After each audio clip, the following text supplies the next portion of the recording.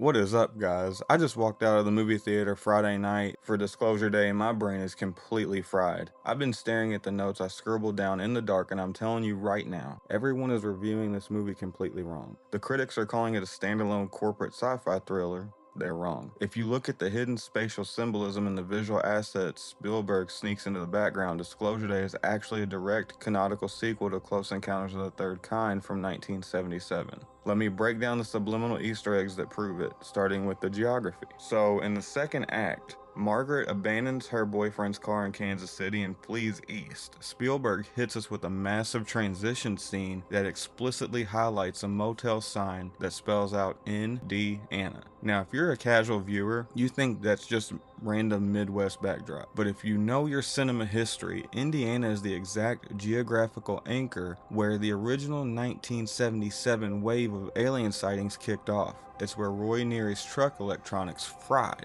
By forcing Margaret and Daniel to converge on this exact state grid, Spielberg is subtextually telling us that Indiana remains a permanent electromagnetic hotspot left over from the original landing, which brings us to the terrifying alien tech Wardix has been hoarding since 1977. We see Noah Scanlan using this insane reverse engineered remote viewing technology. But he isn't just looking through space, he couples it with brutal corporate MK Ultra frequencies perfected throughout years of psychological torture. When Noah goes under the machine a second time, he literally forces his way into the safe house and hijacks Jane's body like a puppet on strings. He forces her to pick up a kitchen knife against her own will. Later in the car chase, he tries to force her to stab Daniel from the back seat. This is the dark, weaponized evolution of telepathic downloads we saw in the original film. Back in 77, the aliens used mental messaging to peacefully guide people to a meeting place. In 2026, humanity has twisted that same psychic frequency into a tool for absolute mind control and tactical tracking. Next up is the safe house scene with Hugo Wakefield. Hugo completely replicates Margaret's childhood home to trigger her suppressed memories. Inside her vision, he remembers a rustic, geometric cabin-like room where a bed is floating completely upside down, a deer transforms into an alien, and two glowing crowns descend. So think about it. In 1977, what did the aliens do? They abducted children, like little Barry Giller, and implanted subconscious geometric images of Devil's Tower into civilians' minds. The vertical, gravity-defying tech in that room,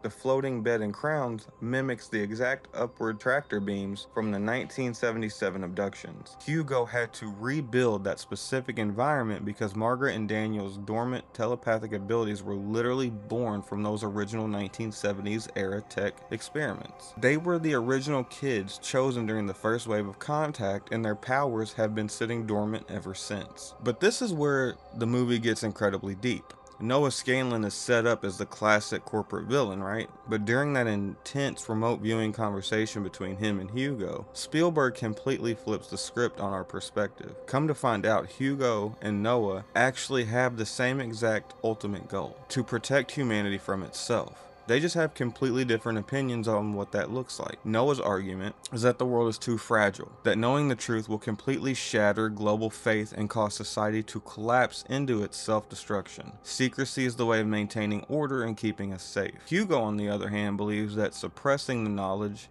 is what's driving us to extinction, and that embracing our place in the cosmos is the only way to evolve. It completely reframes Noah's character from a greedy corporate dictator to a desperate gatekeeper trying to hold a broken world together. But the ultimate absolute smoking gun happens during the massive climax at the KCXE news station when the whistleblower files finally hit the live global broadcast. The leaked video shows a massive city-sized mothership cutting through a heavy layer of clouds sitting right next to a small rock monument in the distance. And guys, it looks exactly like the mothership from Close Encounters. Except the camera perspective is totally different. Remember the end of the 1977 movie? The government successfully hid the alien arrival from the public by faking a massive nerve gas spill around Devil's Tower. 50 years later, Disclosure Day reveals the dark truth. Wardix captured the raw, unedited civilian footage of that exact 1977 landing from a different angle. The broadcast leak isn't showing a new alien invasion, it's exposing the original historical event that the deep state successfully successfully buried for half a century. So fun facts, something to think about, kind of creepy. On December 16th of 2025, the movie was officially announced